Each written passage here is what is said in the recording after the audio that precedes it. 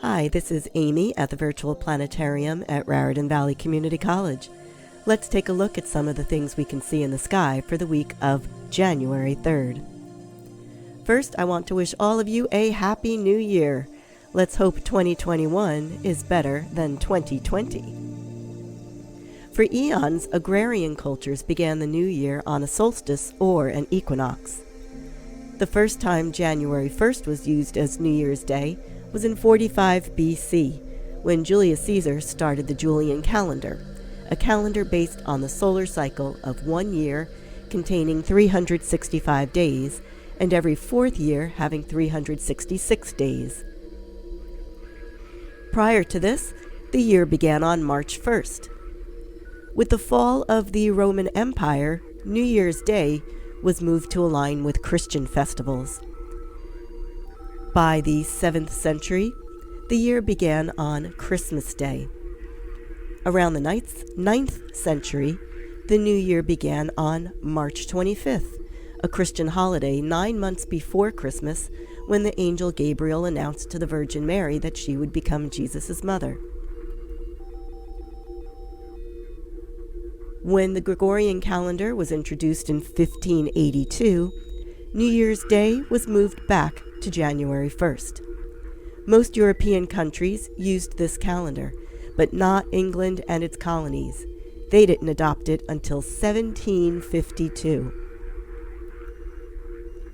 There are still traditional calendars, mostly lunar-based, that have New Year on other days. The Chinese New Year, for instance, is in January or February. The Jewish New Year starts with Rosh Hashanah, which usually falls in September. The Islamic calendar is also lunar, but doesn't correct itself to sync with the Gregorian calendar, so its months and holidays occur 10 to 11 days earlier each year.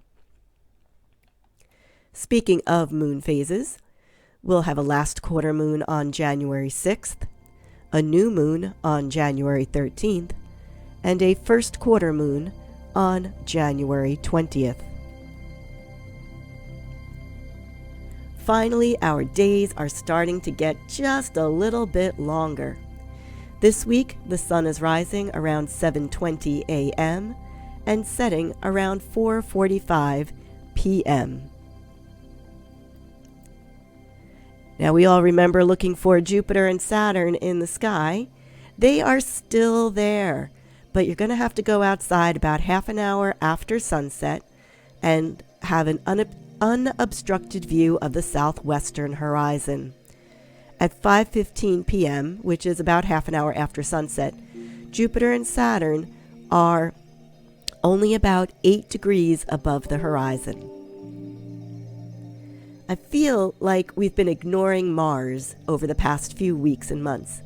It's still there, shining brightly after sunset. Mars continues to be the most studied object after Earth. The Mars InSight lander touched down just over 2 years ago. One of the cool things about that is it's looking for Mars quakes. The stationary lander has detected more than 480 quakes and collected the most comprehensive weather data of any surface mission sent to Mars. The Mars Perseverance rover and its helicopter are scheduled to land on February 18th. These will give us even more information about the surface and let us know if it's really possible to fly a craft in the thin Martian atmosphere. All of this will eventually lead to humans going to the red planet.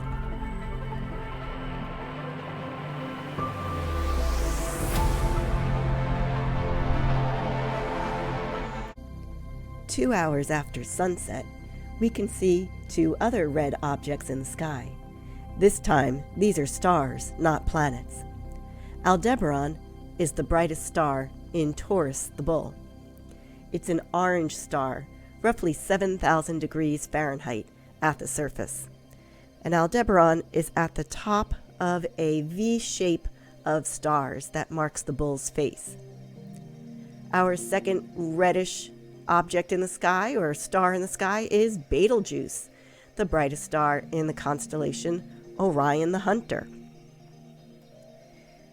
Betelgeuse and Aldebaran are distinctly red in our sky. So see if you can distinguish their colors when you look at them in the night sky. Betelgeuse and Aldebaran are larger than our sun. Betelgeuse is a supergiant star, much larger than Aldebaran and our sun. Betelgeuse is so large, if we brought it back to our solar system and put it where our sun is, its outer edges would be somewhere around the asteroid belt. Well, that's our sky for this week. Thanks for joining me in our virtual planetarium. Please subscribe to our channel, like our video, and share it with your friends. We look forward to seeing you in our real planetarium in the future. Until then, keep looking up.